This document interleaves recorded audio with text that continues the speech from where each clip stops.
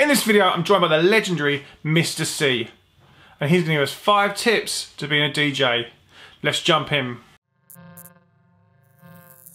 Hey, it's Graham Farmer from Data Transmission, and if this is your first time joining us on YouTube, we give you tips and advice to give you further in the music industry. Our big question series is simply a one question series where we ask industry heads, label owners, artists, producers, DJs, one big question to get you more information to get you further in the music industry. Today I'm joined by the legendary Mr.C. Mr.C has been around the scene since he was 16, MCing in clubs, which has then led on to a glittering career. He's owned the nightclub at the End. He has his label Superfreq, has had every DJ playing the records across the house and techno sphere. And his latest album was an absolute monster. I'm over the moon that Mr.C is joining us on the Big Question series today. I've been a fan of his since the 90s. His tracks are on one of the first CDs I ever got, Now Dance 92. And I've been a fan ever since. And in this video, he's going to give you 5 tips to be a DJ, and they're absolute blinders. I hope you enjoy them. Over to you, Mr. C. I'll see you at the end. So the best advice I can give for up-and-coming DJs, there's quite a lot of good advice I'm going to give you here. I think the first thing you need to do is work out what music you really, really love. And when you DJ, play the records you love. So when you get that new tune and it makes your hairs stand up on the back of your neck and you're like, yeah, that is sick. That's the record you want to play. Like, find the tunes that you think are absolutely amazing and play those because you really think that people deserve to hear them. So that's number one.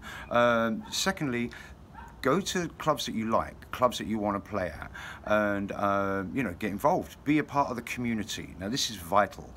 Work is not going to fall in your lap. So become a part of the community. Get to know the DJs. Get to know the local DJs.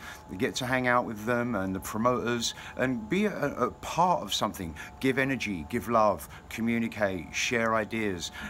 Then you've got your foot in the door, because all of a sudden you get to know people within the right circles that you want to play around. So once you're in, you need to then let them know that you're a DJ and get some sort of a mix together. Give them something on a USB stick, or say you'll send them a file or something like that and try and get a gig. But this is nigh on impossible. Everybody wants to be a DJ, and as far as promoters are concerned, it's are you going to put bums on seats? If you don't know if you're not known, you're not going to put bums on seats. So here lies the next bit. Make music. You have to, you know, get yourself some software, learn it, learn how to make music, or maybe take an SAE course, School of Audio Engineering, and learn how to make the music that you love. Once you've got a few tracks out there, even if you put them out on your own label, then people are going to say, well, who's this guy?